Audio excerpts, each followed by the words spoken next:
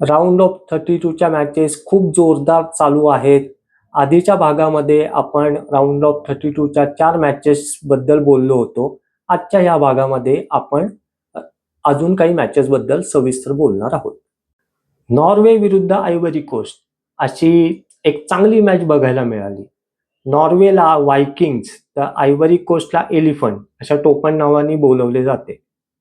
नॉर्वेने त्यांचा star player Erling Haaland याला group स्टेजच्या शेवटच्या मॅचमध्ये रेस्ट दिली होती. खास या मॅचसाठी त्यांनी त्याला रेस्ट दिली होती.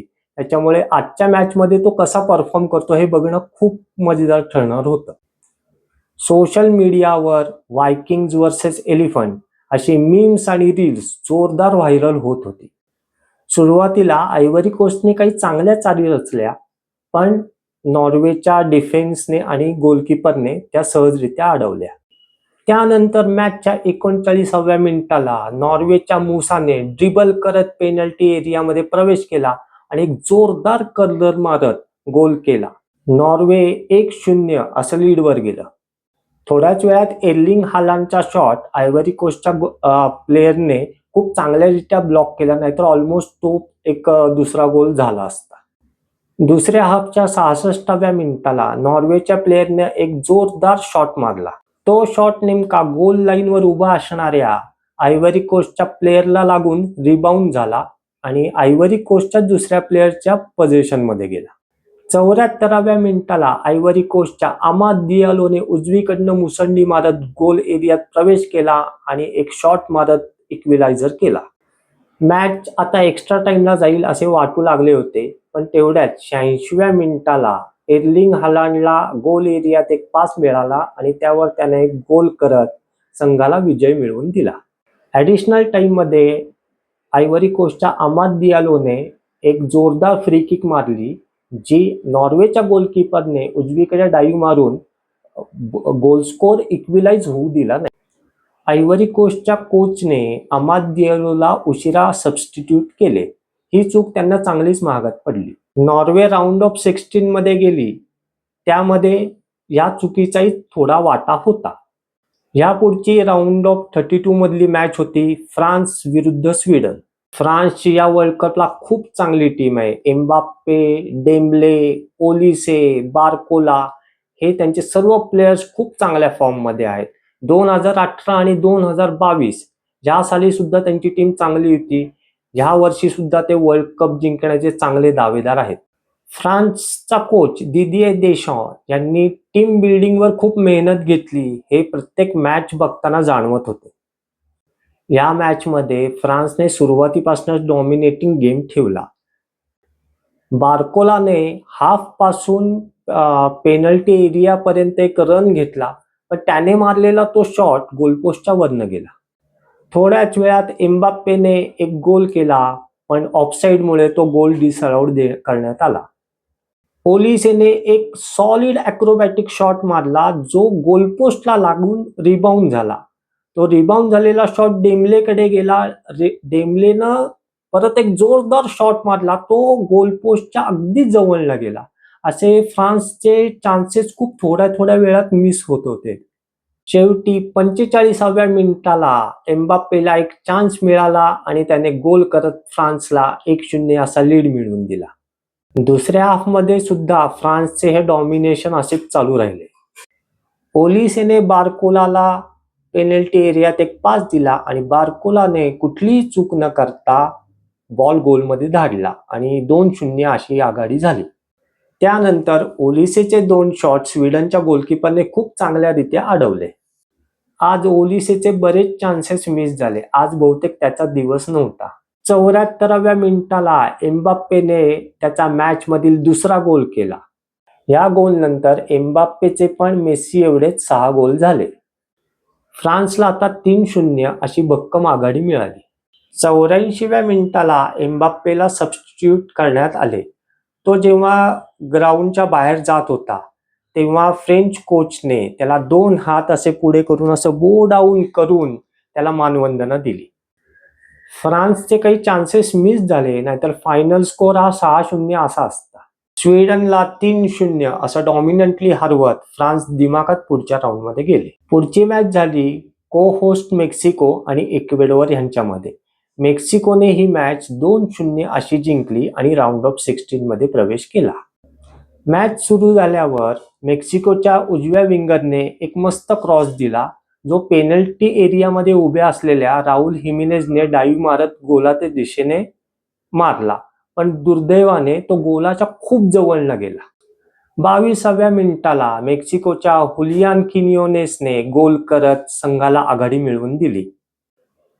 किनियोनेसला हाफच्या थोडा पुढे पास मिळाला. त्यानं पळत जाऊन बॉलवर ताबा मिळवला आणि तसंच पुढे जाऊन डी एरियात प्रवेश करत शॉट मारला आणि गोल केला. किनियोनेसचा हा या स्पर्धेमधला तिसरा गोल. त्यानंतर थोड्याच वेळात किनियोनेसने राहुल हिमेनेजला डी एरियात एक चांगला पास दिला. राहुल हिमेनेजने लगेचच त्यावर शॉट मारत गोल केला आणि संघाला 2-0 अशी आघाडी मिळवून दिली. दुसऱ्या हाफमध्ये इक्वेडोरच्या प्लेयर्सनी काही चांगले अटॅक्स केले, पण मेक्सिकोच्या गोलकीपरने आणि त्यांच्या डिफेन्सने ते चांगल्यारीत्या अडवले. ॲडिशनल टाइममध्ये इक्वेडोरच्या प्लेयरने एक अननेसेसरी रेड कार्ड मिळवले. इक्वेडोरच्या प्लेयरने असा तोंडावर असा हात ठेवून मेक्सिकोच्या प्लेयरच्या कानापाशी बडबड करण्याचा प्रयत्न केला. फिफाच्या नवीन नियमानुसार त्याला रेड कार्ड देण्यात आले. 1986 नंतर मेक्सिकोने नॉकआउट स्टेजमधली मॅच जिंकली. ग्रुप स्टेज पासून त्यांच्यावर अजून एकही गोल झालेला नाहीये. राऊंड ऑफ 32 ची पुढची मॅच आहे इंग्लंड विरुद्ध DR कोंगो. ग्रुप स्टेजमध्ये इंग्लंडने 2 मॅच जिंकल्या होत्या आणि एक मॅच ड्रॉ करून ग्रुप टॉप केला होता. कोंगोची सुद्धा ग्रुप स्टेज मधली कामगिरी चांगली झाली होती. त्यांनी पोर्तुगाल विरुद्धची मॅच ड्रॉ केली होती. मॅच सुरू झाल्यानंतर 7व्या मिनिटालाच कोंगोने गोल करत आघाडी घेतली. कोंगोच्या सिपेंगाने डाव्या साईडनं पेनल्टी एरियात प्रवेश करत गोल केला. इंग्लंडच्या गोलकीपरला ते खरंच अनपेक्षित होते. तो फर्स्ट अँगलला बीट झाला. त्यानंतर इंग्लिश प्लेयर्सनी पण चांगले अटॅक्स केले, पण कोंगोचा गोलकीपर एम्पासीने खूप चांगल्यारीत्या ते अडवले. त्याला त्याच्या डिफेंडर्सनी पण चांगली साथ दिली. हाफ संपताना कोंगोच्या प्लेयर्सनी एक खूप चांगला चान्स मिस केला, नाहीतर गोल लाईन परत 2-0 अशी झाली असती. त्यानंतर जूड बेलिंगमचा हेडर कोंगोच्या एम्पासीने सुरेखरित्या अडवला. जूड बेलिंगमने एम्पासीच्या पाठीवर जाऊन शाबासकी दिली. त्यानंतर गोल एरियात हॅरी केनने एक जोरदार व्हॉली शॉट मारला, पण एम्पासीने तो अक्षरशः छातीवर झेलला. हाफ टाइमला स्कोर होता कोंगो 1 इंग्लंड 0. सेकंड हाफच्या 60व्या मिनिटाला इंग्लिश कोचने साका आणि गॉर्डन हे 2 फ्रेश लेग्स ग्राउंडवर आणले. इंग्लंडची ही मूव खूप योग्य ठरली, कारण की त्यानंतर 76व्या मिनिटाला गॉर्डननं एक एरियल सप्लाय दिला आणि हॅरी केनने हेडर करत इक्विलाइज केला. 86व्या मिनिटाला डिटॉपवरून हॅरी केननं त्याचा दुसरा गोल केला. शॉट मारण्याच्या आधी तो बॉल घेऊन उजवीकडे पळत गेला आणि त्याने कॉंगोच्या प्लेयरने ब्लॉक करण्याच्या आधीच खूप जोरदार शॉट मारला. हा शॉट मारताना त्याने गोलपोस्टकडे बघितले सुद्धा नव्हते. त्याला पूर्ण अंदाज होता की आपली पोझिशन काय आहे, आपण कुठल्या दिशेला शॉट मारत आहोत, गोलकीपरची पोझिशन काय आहे. खूप अत्यंतिक सुंदर असा हा देखणा गोल झाला. या मॅच मध्ये हॅरी केनने दाखवून दिले की लीडिंग फ्रॉम फ्रंट म्हणजे काय. फायनल स्कोर होता इंग्लंड 2 कोंगो 1. मॅच नंतर सोशल मीडियावर इंग्लंडने मॅच जिंकली पण कॉंगोने मने जिंकली अशा टाईपचे रील्स आणि मीम्स व्हायरल झाले. असे म्हणतात की फुटबॉलमध्ये शेवटची विसल जोपर्यंत होत नाही तोपर्यंत काहीही होऊ शकते. राऊंड ऑफ 32च्या बेल्जियम आणि सेनेगल यांच्या मॅचमध्ये हेच दिसून आले. बेल्जियमच्या टीमने ग्रुप स्टेजमध्ये त्यांना साजेसा असा परफॉर्मन्स दाखवला नव्हता. सेनेगलचा ग्रुप टफ होता, पण बेल्जियमपेक्षा मात्र त्यांनी चांगला खेळ दाखवला होता. त्यामुळे मॅचमध्ये सेनेगल डॉमिनेट करेल असं वाटलं होतं आणि झालेही तसेच. मॅचच्या सुरुवातीपासूनच सेनेगलच्या प्लेयर्सनी काही चांगल्या चाली रचायला सुरुवात केली. 24व्या मिनिटाला सेनेगलच्या हॅबिल दियाराने गोल करत संघाला लीड मिळवून दिला. सादिओ मानेने डाव्या बाजूने क्रॉस दिला. त्या क्रॉसवर सेनेगलच्या प्लेयरने जो हेडर केला तो गोलपोस्टला धडकून रिबाउंड झाला. त्या रिबाउंडचा फायदा घेत हॅबिल दियाराने गोल केला. 45व्या मिनिटाला बेल्जियमच्या प्लेयरचा शॉट सेनेगलच्या गोलकीपरने सुंदररित्या डाईव्ह मारून अडवला. हाफ संपला तेव्हा स्कोर होता सेनेगल 1 बेल्जियम 0. दुसऱ्या हाफच्या 51व्या मिनिटाला सेनेगलच्या इस्माईल सारने एक सुंदर गोल केला. इस्माईल सारला एक लॉंग पास मिळाला जो त्याने डी टॉपवर छातीवर घेत कंट्रोल केला आणि सुंदररित्या गोलमध्ये मारला. ज्या गोल नंतर स्कोर झाला सेनेगल 2 बेल्जियम 0. बेल्जियमचे प्लेयर्स फ्रस्ट्रेट दिसायला लागले होते. त्यांच्या युरी टिल्समन आणि ट्रोसार्ड या 2 प्लेयरमध्ये थोडी बाचाबाची झाली. 86व्या मिनिटाला बेल्जियमच्या लुकाकूने गोल करत टीमच्या आशा उंचावल्या. त्यानंतर लगेचच बेल्जियम कॅप्टन टिलेमन्सने गोल करत संघाला 2-2 अशी बरोबरी मिळवून दिली. ट्रोसार्डने गोल एरियात एक चांगला पास दिला आणि त्या पासवर टिलेमन्सने हेडर करत गोल केला.